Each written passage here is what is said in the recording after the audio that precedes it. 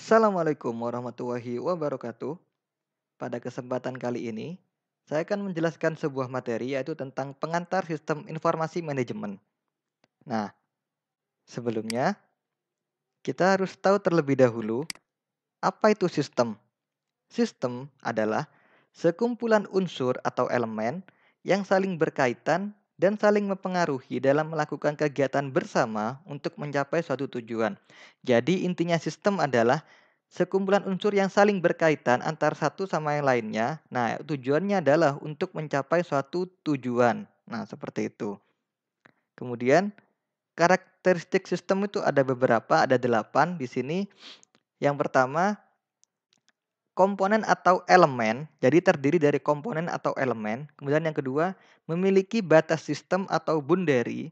Nah, yang ketiga, dipengaruhi oleh lingkungan luar atau environment. Dan yang keempat, bisa menjadi penghubung atau interface. Yang kelima, menjadi masukan atau input.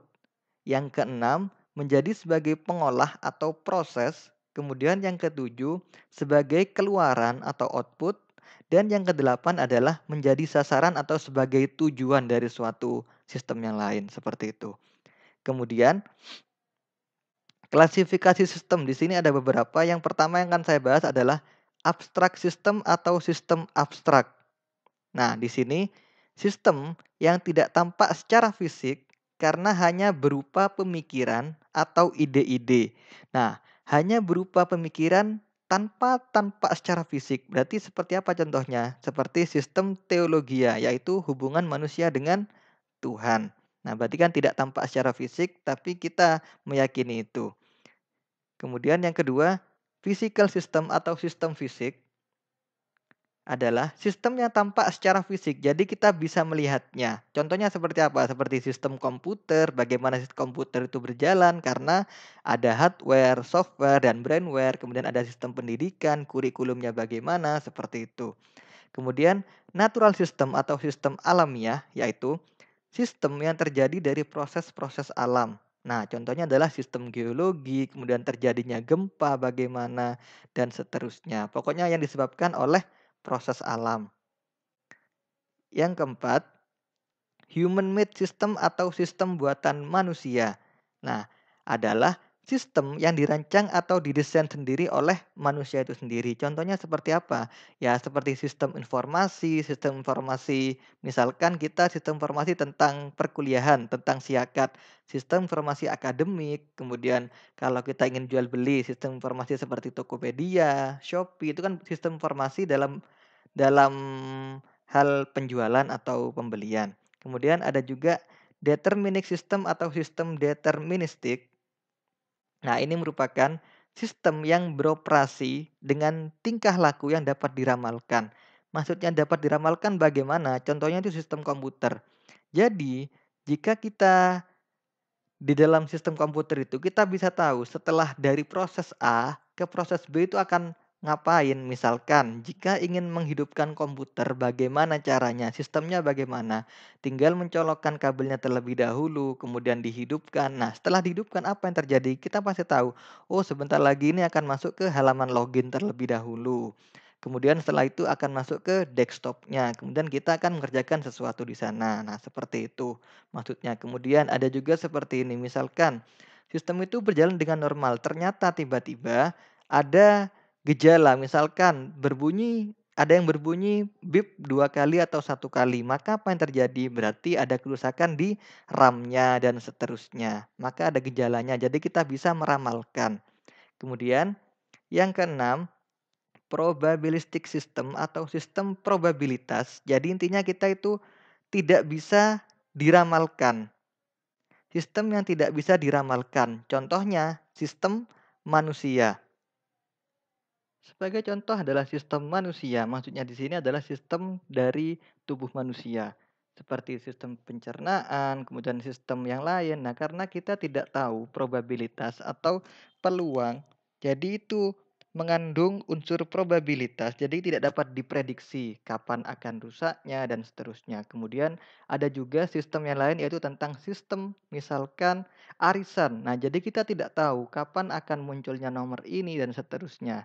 Karena itu adalah sistem yang tidak bisa diramalkan atau tidak bisa diprediksi. Setelah itu, ada namanya closed system atau sistem tertutup. Pada sistem ini, sistem yang tidak berhubungan dengan lingkungan luarnya. Jadi sistemnya tidak berhubungan dengan lingkungan luar, tapi jika ada namanya open system atau sistem terbuka, maka sistem itu akan dipengaruhi oleh lingkungan luar dari sistem itu sendiri. Jadi seperti itu. Kemudian kita dapat melihat 3 gambar ini.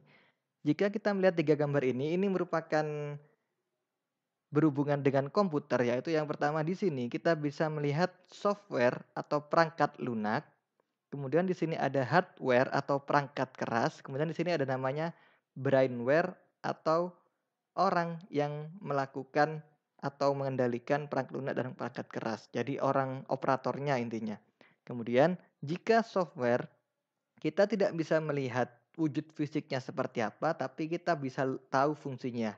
Sedangkan kalau perangkat keras atau hardware, hardware ini kita bisa melihat wujud fisiknya dan kita bisa menyentuhnya. Sedangkan kalau brainware ini adalah orang yang mengoperatori atau yang melaksanakan di sebuah komputer. Kemudian, apa itu informasi? Informasi adalah data yang diolah menjadi bentuk yang memiliki arti bagi si penerima dan bermanfaat bagi pengambilan keputusan saat ini atau mendatang. Jadi intinya informasi itu adalah informasi itu merupakan data yang diolah menjadi bentuk. Nah, jadi intinya informasi itu jika bermanfaat maka disebut informasi. Setelah itu, informasi itu jenisnya ada 2, yaitu formal dan informal. Kemudian untuk ciri-cirinya dari informasi itu sendiri, yang pertama terbaru, tepat waktu, relevan, konsisten, dan penyajian dalam bentuk yang sederhana. Nah, sedangkan untuk penggunaan informasi itu sendiri adalah bisa untuk low level manager, middle level manager, kemudian top level manager. Lah untuk ketiga ini akan saya bahas di pertemuan yang akan datang. Setelah itu fungsinya informasi untuk apa? Yang pertama, untuk meningkatkan pengetahuan bagi si pemakai. Pastinya, jika ada informasi tidak meningkatkan pengetahuan, berarti itu bukan informasi. Kemudian yang kedua, untuk mengurangi ketidakpastian dalam proses pengambilan keputusan pemakai. Jadi, jika kita ingin mengambil sebuah keputusan, kita mencari informasi terlebih dahulu untuk mendukung keputusan kita. Nah, jadi itu fungsinya dari informasi. Yang ketiga, menggambarkan keadaan yang sebenarnya dari sesuatu hal. Jadi jika ada kabar yang hoax, sekarang kita sering bilangnya hoax, nah itu berarti bukan informasi, karena informasi itu sifatnya benar. Setelah kita tahu sistem itu apa, informasi itu apa, jadi kita harus tahu apa itu sistem informasi? Jadi, sistem informasi merupakan sistem yang mempunyai kemampuan untuk mengumpulkan informasi dari sesama sumber, dari semua sumber, dan menggunakan berbagai media untuk menampilkan informasi. Jadi intinya sistem informasi adalah sebuah sistem yang intinya yang mempunyai kemampuan untuk mengumpulkan informasi dan menampilkan informasi itu. Seperti itu. Nah, setelah itu peran dasar sistem informasi dalam bisnis seperti apa? Yang pertama, yang pastinya mendukung proses dan operasi bisnis. Yang kedua, mendukung pengambilan keputusan para pegawai dan manajernya. Yang ketiga, mendukung berbagai strategi untuk keunggulan kompetitif. Seperti itu, ada 3.